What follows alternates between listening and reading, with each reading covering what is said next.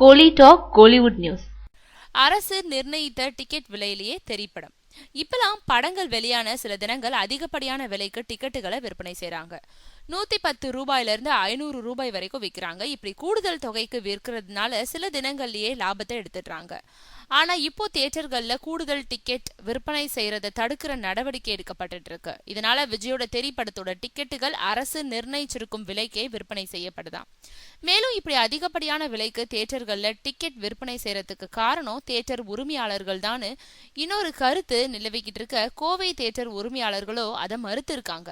படத்தோட தயாரிப்பாளர்கள் தான் தாங்கிற சொல்ற விலைக்கு எங்களை விற்பனை செய்ய சொல்லி டிமாண்ட் வைக்கிறாங்க.